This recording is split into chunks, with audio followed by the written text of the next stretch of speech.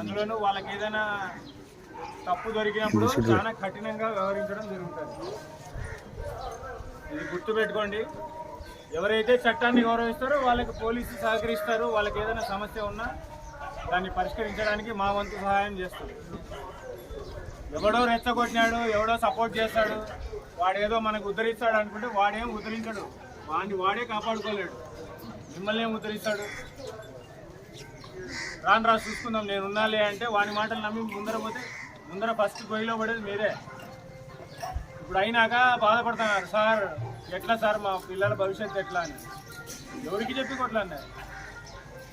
ఇది అందరికీ, వాళ్ళకొకటే కాదు, ఎవరైతే ఆ యాటిట్యూడ్ ఉన్నారో, గొడవలు పడే ఆలోచనలో ఉన్నారో వాళ్ళందరికీ కూడా ఇది ఒక మెసేజ్. మీరు దయచేసి మంచి వాళ్ళకి, గ్రామంలో ఎలాంటి గొడవలకు పోని వాళ్ళకి భరోసా ఇవ్వడం కోసమే గ్రామంలో మీరు భయపడాల్సిన పని లేదు. పోలీసులు ఉన్నారు. ఎవడైతే అలాంటి గొడవలకి, ప్రజాశాంతికి భంగం కలిగించే పనులకు పూనుకుంటారో వాళ్ళ మీద పోలీసులు కఠినంగా వ్యవహరిస్తారు. అలాంటి వాళ్ళకి ఏం చేయడం, ఇలాంటివన్నీ ఉంటాయి. ఎలక్షన్స్ అప్పుడు వాళ్ళ పరిస్థితి ఎంత తీవ్రంగా ఉంటుందో ఆల్రెడీ పాత వాళ్ళకి తెలిసే ఉంటుంది. ఏ ఎలక్షన్స్ వచ్చినా ఎత్తుకుపోవడం, పెట్టడమే. వాళ్ళకి అందరితో సమానమైన హక్కులు ఉండవు.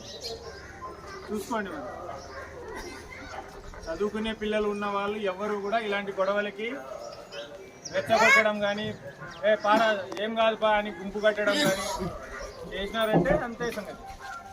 కష్టపడి చదివించేది దాంట్లో కోసం కాదు కదా, గొడవలు పడ్డానికో లేకపోతే మన బల ప్రదర్శన చేయడానికో కాదు.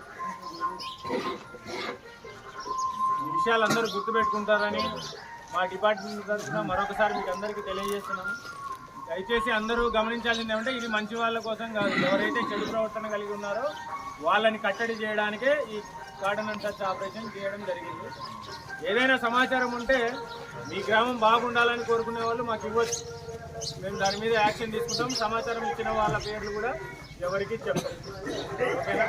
ఇప్పుడు ఇక్కడ సీజ్ చేసిన వెహికల్స్ ఎవరైతే ఉన్నాయో వాళ్ళు మీ ఆర్సీ తీసుకొచ్చి చూపిస్తే కరెక్ట్గా ఉంటే వెహికల్ రిటర్న్ ఇచ్చేయడం జరుగుతుంది.